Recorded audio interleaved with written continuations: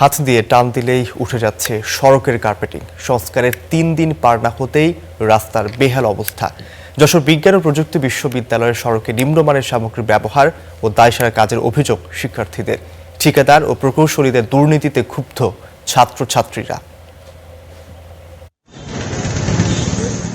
এই চিত্র যশোর বিজ্ঞান ও প্রযুক্তি বিশ্ববিদ্যালয়ের মূল সড়কের। টান দিলেই উঠে যাচ্ছে কার্পেটিং।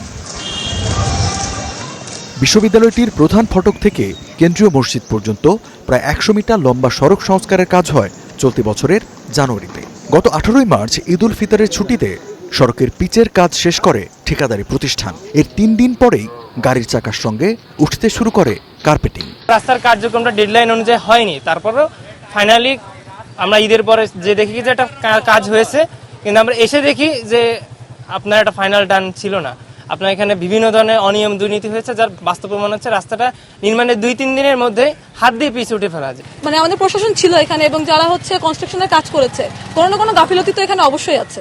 হয় সেটা প্রশাসনের গাফিলতি, না হলে যারা কনস্ট্রাকশনের কাজ করেছে তাদের গাফিলতি। শিক্ষার্থীদের অভিযোগ, তড়িঘড়ি করে সড়কটির কাজ শেষ করায় কাজের মান ঠিক রাখতে পারেনি ঠিকাদারি প্রতিষ্ঠান। দুষছেন বিশ্ববিদ্যালয়ের অসাধু কর্মকর্তাদের যোগসাজশেই এমনটা হয়েছে। যে আমলে যেসব দুর্নীতি হয়েছে তার বিচার না হওয়ার কারণে তার বর্তমানে তার এই প্রতিফলন ঘটেছে। আমরা আজকে এখান থেকে বলতে চাই যে দ্রুত সময়ের মধ্যে তাদের একটা আইনের মাধ্যমে বিচার করা হোক। ঠিকাদারি প্রতিষ্ঠান ও প্রধান প্রকৌশলীর দাবি, কাজের মান ঠিক রেখে সংস্কার হয়েছে সড়ক। তবে ক্যাম্পাসে অনুপস্থিত নির্বাহী প্রকৌশলী তহিদ ইমাম। আমি তো কাজ করেছি এবং আমার কাজ করার সময় সবাই উপস্থিত ছিল, সবার উপস্থিতির সামনে কাজ করাইছি। আমিও হয়তো সাইডে ছিলাম না, আমার লোকজন কাজ করেছে এবং আমার সাধ্য মতন কাজের গুণগত মান ঠিক রাখার জন্য যা যা দেওয়া প্রয়োজন সবকিছু দিয়ে আমি কাজ করছি। এখন কেন হয়েছে, কিভাবে উঠতেছে, এটা আমার কাছেও প্রশ্ন।